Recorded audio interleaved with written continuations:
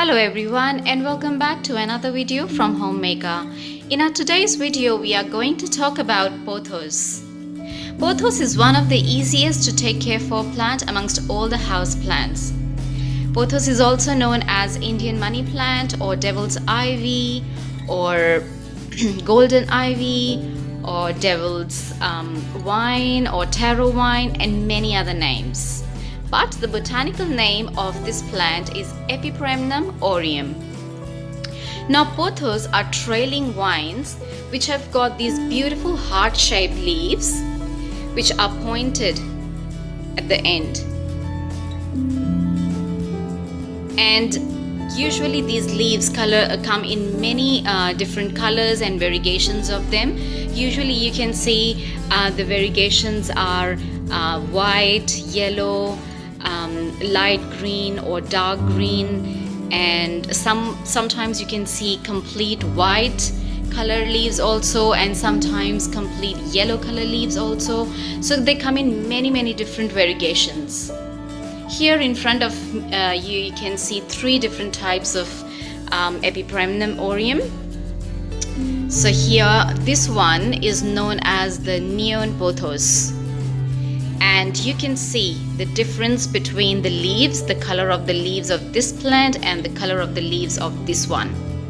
So this one is known as golden pothos or golden devil's ivy, and some of the leaves have got more variegations, like this one you can see, or this one, or here up here this one. You can see there are more tinges of yellow and light green and dark green, whereas in this neon pothos they're completely like yellowish, lemonish green, and they look really cute and beautiful and so bright and vibrant. There's one more type of pothos that I've got. This one, it's known as marble queen pothos. And as the name suggests, you can look at the variegations of this leaf. This is so amazing. It has got splashes of very dark green or khaki green and white. Some of the leaves are very bright, brightly like whitish, whereas some of the leaves are like half moon. Half of the leaf is green and half of the leaf has got the variegation on them. Every single leaf is different. I have got one more pothos I'll show you, which is this one, and this is known as snow queen. So this one here is the marble queen, and this one here is a snow queen. And you can see the difference between this leaf and this leaf. But they all are pothos. Just look how different all these four different types of pothos that I have in my collection are. This one is completely different from this one, and the leaves of this one is completely different from marble queen, and marble queen is completely different from this golden ivy. And these pothos are one of my favorite plants. Very easy to take care, so vibrant, so beautiful. And the good thing is that you can trail them the way you want. If you want them to climb onto your wall or something, any support, whatever you want to provide, they can climb and they can reach up to a height of 10 to 30 feet. Or you can just leave them to fall down like this one. You can just leave them to fall down like this, and that also looks amazing. It looks like the waterfall of beautiful different leaves. I love them. Not only these plants are easy to take care for, but they are excellent air purifiers as well. According to the NASA Clean Air study that was done on few of the plants, this plant is amongst one of them, and this plant has shown a capability of removing some of the most toxic gases such as formaldehyde and benzene and carbon monoxide and many other gases from the indoor environment. So they are excellent air purifiers as well. So you can keep them in your bedroom, and they will provide you with that extra oxygen while you're asleep. And the other quality of these plants is that they can thrive in low light conditions also, as well as bright light conditions as well. So you can keep them anywhere in your house and they will survive very well. But just make sure to give them a little bit of light if you are putting them in a low light condition. So on the weekend also, just take your plant out for some time to provide them with a little bit of more light during the weekends or whenever you get time. But otherwise, they are excellent plants. They'll forgive you no matter what you do. Even if you water them less, they'll forgive you. They're so amazing. Alright, so let's talk about the care for this plant. As I've already told you a few of the things that regarding the lighting conditions, these plants, they can thrive in low light conditions, they can thrive in bright light conditions, but these plants, they prefer to be in indirect bright light. So if you are keeping your pothos outdoor, you can keep them under the patio where they don't get exposed to the direct hot sunlight, because otherwise their leaves can get burnt. Like I'll show you some of this one here. This snow queen pothos was in my bedroom, and I did not realize that during the day when I am off at work, it is receiving some exposure, a little bit of exposure to bright sunlight, and so the leaves got burnt like that, the borders a little bit, and I removed that plant from there, from that position. So provide them with indirect bright light and not direct sun exposure. If you keep them in a very low light condition for a very long time, then you can see that the variegations on the leaves of your plant can fade. The variegations can go away and your plant will become, the leaves will become complete green like that. So if you provide them with enough of bright light, then the leaves, the variegations will stay there nice and beautiful. But if they are receiving too much of bright light, then also the variegations will go away and your plant will become completely pale. Like I'll show you this one, this leaf, as you can see, it is a little bit more paler than the ones that you saw at the bottom, and this one as well. So just provide them with that balance of indirect bright light and they'll do really great. The next thing is about temperatures. Provide them with a temperature between 65 to 75 degree Fahrenheit, but make sure you don't keep them below 50 degree Fahrenheit, because these are kind of tropical plants and they love to be in a warmer temperature rather than very cold temperatures. And regarding humidity, these plants love humidity. So you can spray your plant or mist the leaves of these plants with a little bit of water, and the plant and the leaves will remain healthy. And also because they have got lots of aerial roots, as you can see. So these plants have got lots of aerial roots. So if you keep on misting the roots and your plant, the leaves with water, the roots will not dry out and they will remain moist and healthy, and the growth of your plant will be really good. if the air around your place is very dry. But if it's the air around your place have already got a normal moisture, average moisture level, that's enough. Then you don't need to mist your plant very frequently. But in summers, if it's really hot, do mist your plant to maintain that humidity level for your plant. The other thing are the soil conditions. So these plants prefer to be in a peaty soil, which should be well drained, of course, and with a little bit of perlite. Like here you can see I have put all my pothos in a peaty soil, which is into proportion of 2:1 with perlite, peat moss, or coco coir you can use if you don't have peat moss, or you can also add compost or worm castings to provide nutrition to your plant.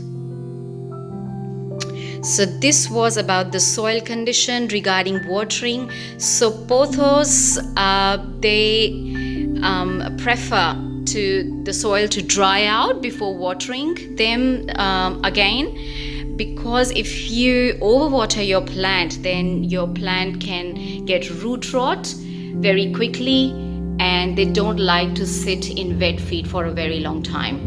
So allow the soil to dry out a little bit before you water them again, and the plant and the leaves will tell you when they need water. But don't wait the leaves to completely shrivel or start falling over before you water them again, because that will also damage your plant. So just keep a balance. The best strategy will be to check the soil. So how you check the soil is you put an inch of your finger into the soil.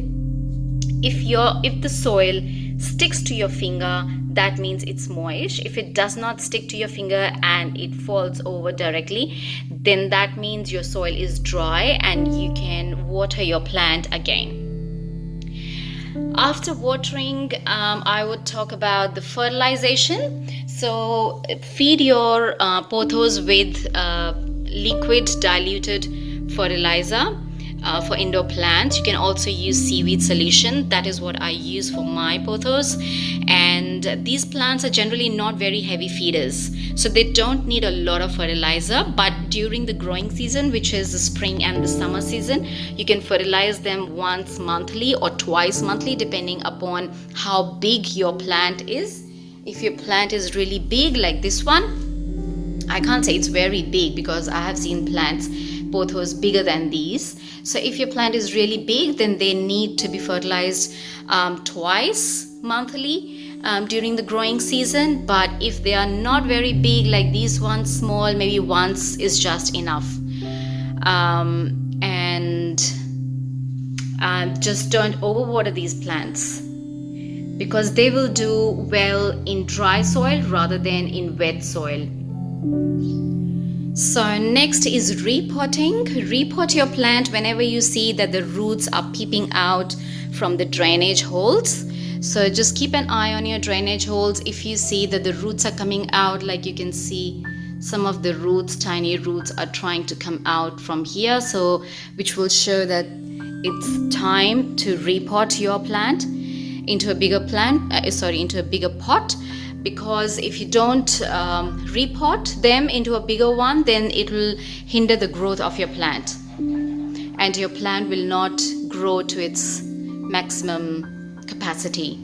So that's when you repot. And then is pruning. So sometimes you'll see when your plant is trailing and your plant is growing bigger and bigger, the difference between the leaves, the two leaves, is getting more, and the plant looks more leggy, starts to become more leggy. Like here you can see at the bottom, you can see it's more bushier, but on the top, as it's going high, the distance between the leaves is becoming too much, and the plant becomes leggy. So what you can do is you can prune your plant during the growing season, which will maintain the bushier look of your plant, and the distance between the leaves will not be that much. And like this one, like I have pruned this plant before, and it's more bushier and more beautiful than this one as it's growing high up there. So I need to prune that one as well.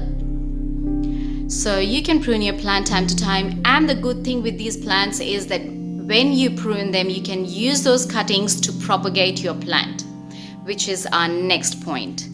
So how you prune them is that you will see that every node will give out the roots. Here you can see the root. So every node will give out the root. So what you can do is just snip from here, which includes the root. So snip out your plant from here and then put this part into a cup of water.